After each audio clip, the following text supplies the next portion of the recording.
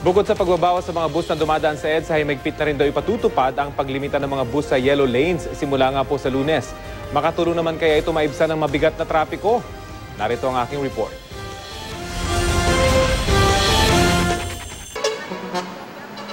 Dahil kabi-kabila ang mga mall sa EDSA, asahang lalo pang bibigat ang traffic ngayong Burr months dahil sa Christmas rush. Mula Nobyembre hanggang Disyembre nga, hanggang 20% ang madalas idami ng volume ng sasakyan ayon sa MMDA. Bukod dyan, asahan ding mas dadala sa mga biyaheng probinsya at pabalik.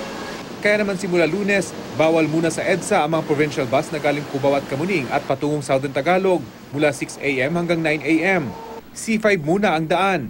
135 bus units umano ang mababawas sa EDSA dahil dyan. Maganda ho yan para subukan ho natin muna. Bago ho tayo magreklamo, subukan natin muna. Gusto ho namin yung makatulong po sa traffic. Mahigpit na rin ipatutupad ang paglimita ng mga bus sa yellow lane. Babantayan din ang mga intersection. Sana po yun din ang mangyari sa atin sa buses. Patunayan po natin na kaya naman natin stick to the 2 lanes or kung nasa C5 tayo, dito lang tayo sa lane na to.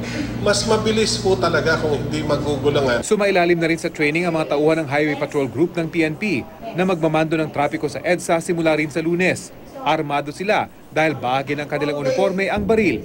Yun nga yung iniiwasan natin na wag na maulit yung sinasagasaan yung MMDA, pinapalo. Minamatay na, di ba? May binaril na MMDA.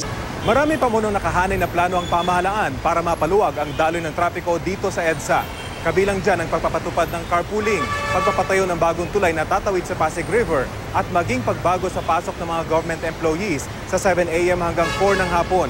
Oras na maaprubahan, isa-isa munong ipatutupad ang mga yan, depende kung gaano ka-epektibo ang mga naunang plano.